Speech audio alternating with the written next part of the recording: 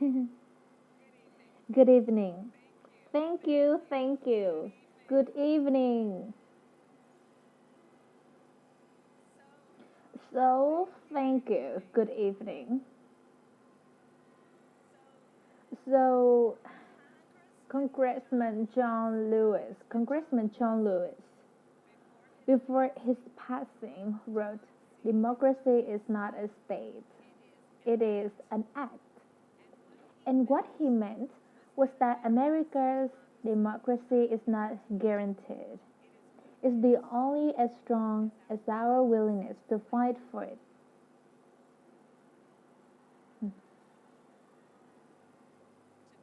To guard it and never take it for granted.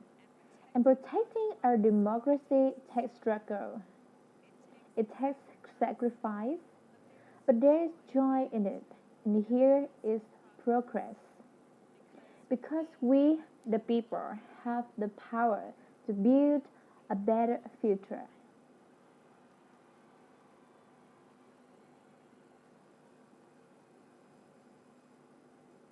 And when our very democracy was on the ballot in this election, with the very soul of America at stake, and the world watching, you ushered in a new day for America.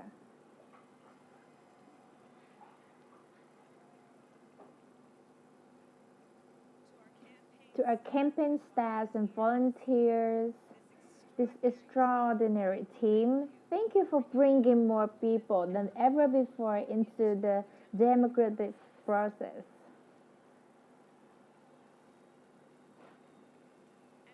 And for making this victory possible. To the poll workers and election officials across our country who have worked tirelessly to make sure every vote is counted. Our nation owes you a debt of gratitude. You have protected the integrity of our democracy, and to the American people who make up our beautiful country, thank you for turning out in record numbers to make your voice heard.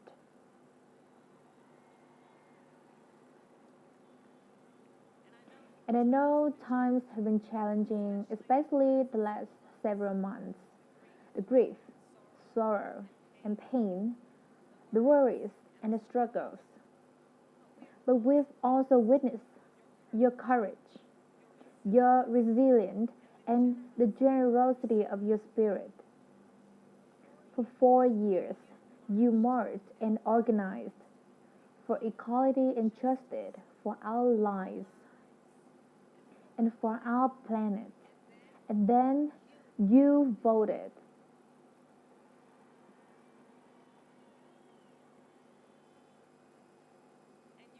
And you delivered a clear message.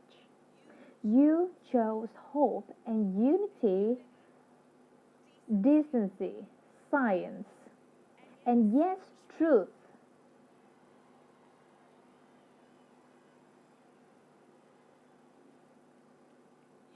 You chose Joe Biden as the next president of the United States of America.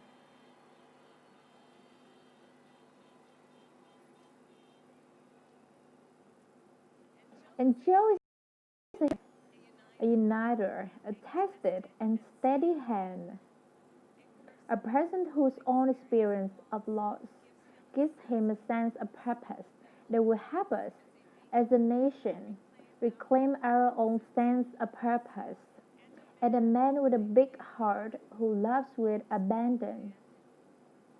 Is his love for Jill, who will be an incredible First Lady.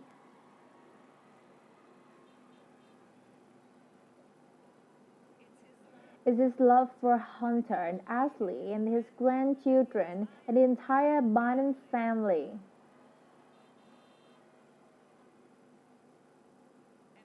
And when I first knew Joe as vice president, I really got to know him as a father who loved Bill, my dear friend, who we remember here today.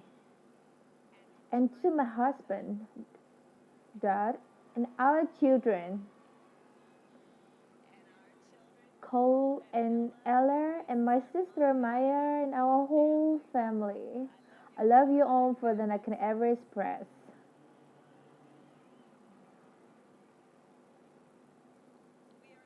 We are so grateful to Joe and Jill for welcoming our family into theirs on this incredible journey, and to the woman most responsible for my presence here today, my mother, Samla Gold Harris, who is always in our hearts.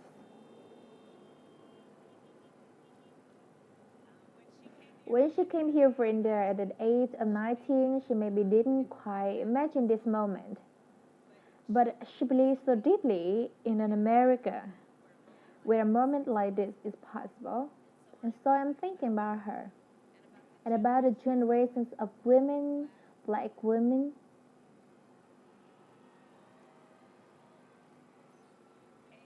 Asian, white, Latina, and Native American women who throughout our nation's history have paved the way for this moment tonight. Women who fought and sacrificed so much for equality and liberty and justice for all, including the black women who are often too often overlooked, but so often prove that they are the backbone of our democracy.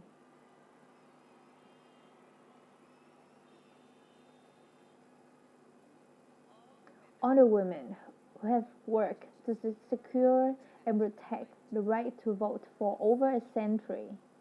100 years ago with the 19th Amendment, 55 years ago with the Voting Rights and Act, now in 2020 with a new generation of women in our country who cast their ballots and continue to fight for their fundamental right to vote and be heard.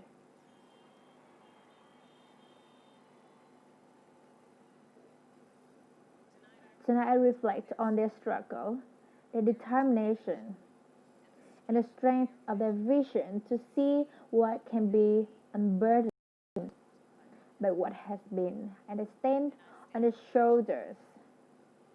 And what is estimated is to Joe's character, that he had the audacity to break one of the most sustainable barriers that exists in our country and select a woman as his vice president.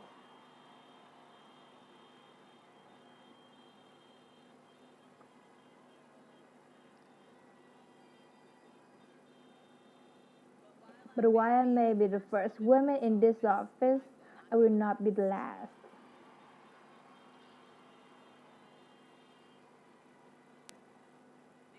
Because every little girl watching tonight sees that this is the country of possibility. And to the children of our country, regardless of your gender, our country has sent you a clear message. Dream with ambition, lead with conviction, and see yourself in a way that others might not, simply because they've ever seen it before, but know that they will applaud you every step of the way.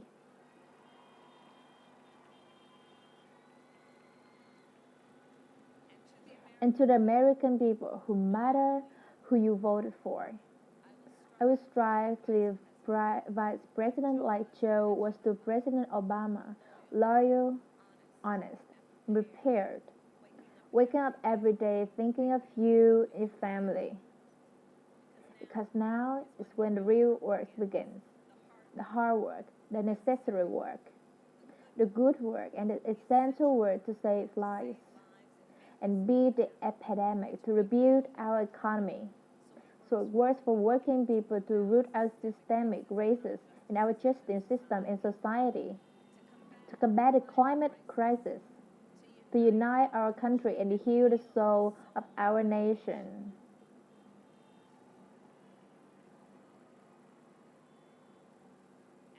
And the road ahead will not be easy, but America is ready, and so are Joe and I.